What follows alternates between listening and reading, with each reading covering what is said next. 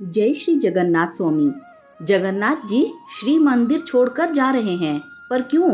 बंगाल में एक भक्त रहते थे, रामदास। उनका नियम था कि हर एकादशी पर वे पैदल बंगाल से जगन्नाथपुरी जाया करते थे।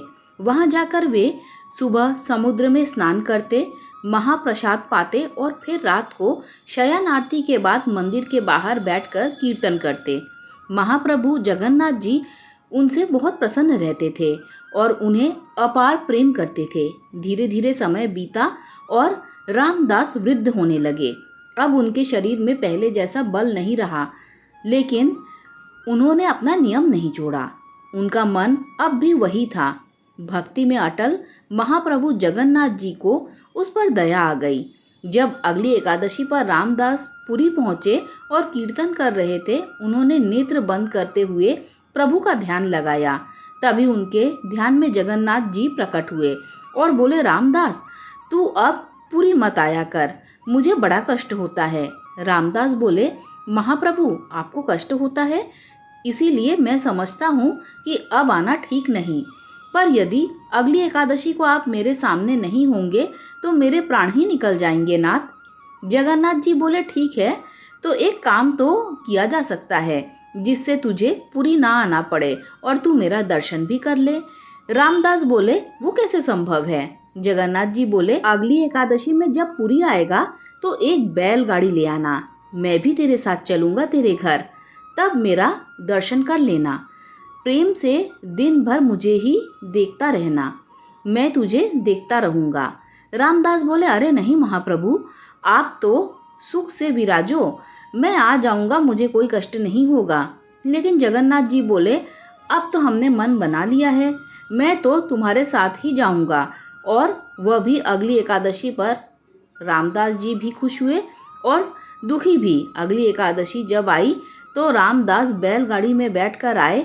सब पंडा पुजारी बोले, अरे रामदास, आज बैलगाड़ी से आए हो, कुछ विशेष है क्या? रामदास बोले, नहीं नहीं, बूढ़े बूढ़े हो गए हैं ना, इसीलिए रात का समय था, शयन आरती हो चुकी थी। रामदास जी बैठे थे, प्रतीक्षा कर रहे थे कि कब आएंगे। तभी क्या देखते हैं, पीताम्बर पहनकर, सिर पर मोर पंख लगाकर साक्षात महाप्रभु जगन्नाथ मंदिर से बाहर आ रहे हैं। और ऐसे ही नहीं आ रहे हैं, अपने सब अंग वस्त्र एक पोटली में बांधकर रामदास के समीप आ रहे हैं। रामदास ने कहा, फिर सोच लो, चलना है कि रुकना है? तो जगन्नाथ जी ने कहा, अब तो तय हो चुका है कि चलेंगे, हम तुम्हारे संगी। रामदास मन में सोच रहे हैं, मैं तो मना कर रहा हूँ, पर इन्हें आना है, मेरे साथ बैलगाड़ी के पास आ गए। तो जगन्नाथ जी बोले, बैल तो बूढ़े हैं, मैं अगर त्रिलोक का भार लेकर बैठा तो यह यहीं से बैकुंठ चले जाएंगे। भोले रामदास बोले, अब तो यही मिला मुझे, इसी से काम चला लो। जगन्नाथ जी ने कहा, ठीक है। जैसे ही उन्होंने हाथ फेरा बैल के ऊपर, वैसे ही दोनों बैल तंदुरुस्त हो गए। जगन्नाथ जी बोले, हटो, हम चलाते हैं, यह हमारी काम की है। रामदास जी बोले, मैं ही चला लूँगा, आप छोड़ो। जगन्नाथ जी बोले, नहीं, मैं ही चलाऊँगा। सामने बैल हाँकते हुए द्वारकाधीश थे और पीछे सीधे साधे रामदास बैठे थे। जैसे ही मंगला आरती का समय हुआ, वैसे ही सब पुजारी बोले, यह सुभद्रा जी और बलभद्र जी तो हैं, पर जगन्नाथ जी कहाँ गए? सब जगह हल्ला मच गया, जगन्नाथ जी चोरी हो गए, ढूंढो। सब शक गया रामदास के ऊपर, क्योंकि रामदास ही वहाँ रात भर बैठे थे। जगन्नाथ जी को पता चला कि सब पंडा पुजारी रामदास के पास आ रहे हैं, वो अभी पुरी की सीमा से बाहर नहीं गए थे। तो जगन्नाथ जी ने कहा, रामदास, तुम मुझे कहीं छिपा लो, सब पंडा पुजारी आ रहे हैं तुम्हारे पास।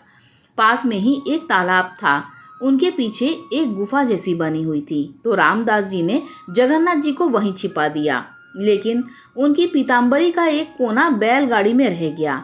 सब पंडा पुजारी आए, उनकी तलाशी लेने लगे। तभी वह पीताम्बरी का छोर उन्हें दिख गया और बिना कुछ पूछे मारपीट शुरू कर दी। तभी तालाब से आवाज आई, अरे मूर्खो, तुम्हें क्या लगता है मुझे कोई अपनी मर्जी से ले जा सकता है?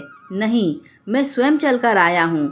तभी क्या देखा, जगन्नाथ जी के श्रृंग से रक्त बह रहा है और पूरा तालाब रक्त मंजित हो गया है। सब बोले क्षमा कर दो महाप्रभु।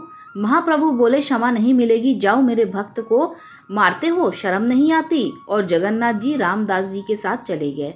कुछ दिन बाद सब फिर आए और बोले महाप्रभु हमारी रोजी रोटी कैसे चलेगी, अब आप तो चले गए, हमारा पेट कैसे भरेगा।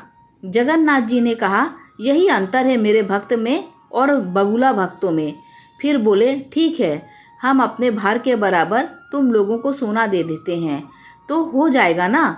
सब बोले जगन्नाथ जी भारी तो खूब हैं, बहुत सोना मिलेगा। सब बोले ठीक है जगन्नाथ जी।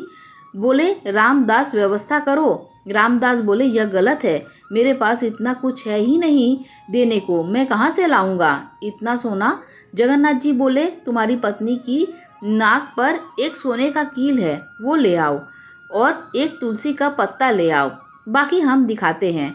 आखिर हम भी परमात्मा जैसे ही नापा तो उस कील से भी कम भार के महाप्रभु हो गए। सब पंडा पुजारी से बोले जाओ ले जाओ, धन चाहिए ना तुम्हें। अब उन पुजारियों के पास कुछ कहने का मुंह न रहा। वे सब पंडा पुजारी खाली हाथ पुरी लौट आए। भगवान को कोई बांध नहीं सकता, पर प्रेम के वश में आकर वे स्वयं बंध जाते हैं। जय जगन्नाथ।